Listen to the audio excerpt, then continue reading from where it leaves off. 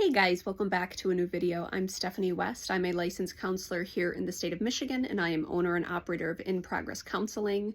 Today we're going to talk about how easy it is to penalize people when they don't have the same giftings as we do.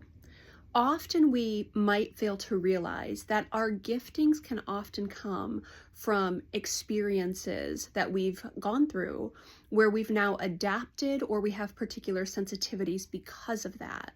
And so I want to kind of couch it in my own story.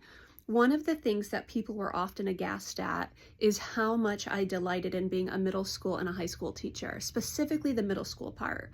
I would say to my middle schoolers, look, we are in the armpit of life together, but we're together and we can do this, because middle school can be brutal.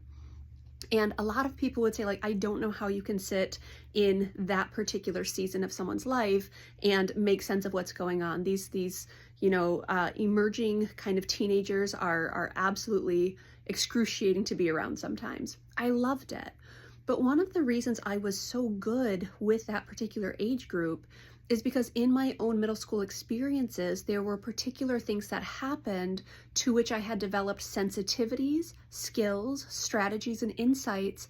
And so when I came back as a teacher, that was actually a very reasonable and logical place for me to hang out, because my radar was fine-tuned to that particular age group.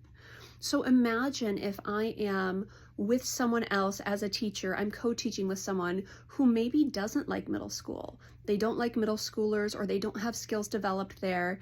And I'm sitting there saying things like, oh, they're so out of touch. They're so, ill-prepared. They don't have skills. Oh my word, they're such a disappointment to work with. What I'm not understanding is my skill sets were developed because of my personal experiences, and that makes them my gifts to give. My insights, my sensitivities, my ability to navigate that space well was a direct result of things that I had encountered and ways that I had developed because of those encounters.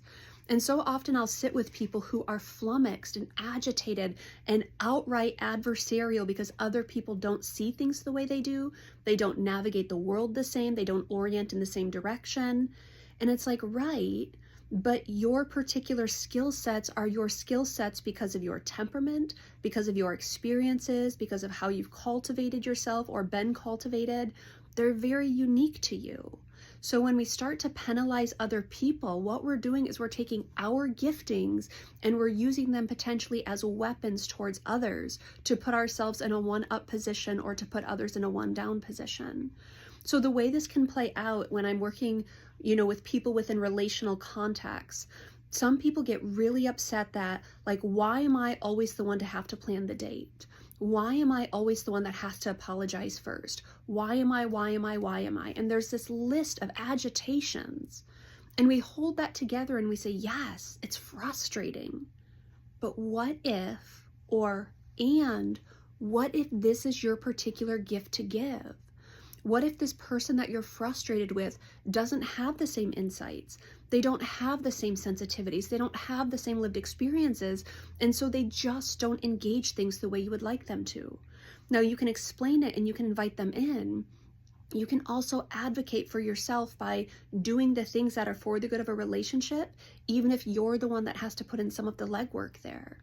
One of the ways I'll explain this is several years ago, I had gone through season 1 of being single over Christmas, and that was excruciating. It was hard. I cried a lot. It was really, it was so heavy. And the next year, my family was talking about, you know what, we don't really want to do the gift exchange this year. Maybe we just want to, just get together, but not really celebrate in any traditional way. And I said to them, look, you're my people. I don't have a second plan. I don't have a second place to go. I don't have a second set of traditions to engage in. Historically, I did, and in this season, I don't. Now, you can say that we don't do the gift exchange. That's fine. And then I won't get to do a gift exchange. And that's okay if that's what we're deciding, but I had to advocate for myself because no one else had that reference point. It was a reference point based on my history and my experience and my frustration. So I was the one to say, hey, can we think about it differently? Now, I could have internally been like, they're selfish. What jerks? What, they can't see that it's going to be a hard season for me?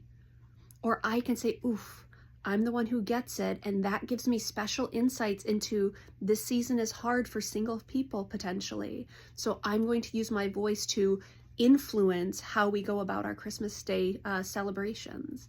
That's just a small example. My insights were not better than. My insights were different than because my lived experience was different than.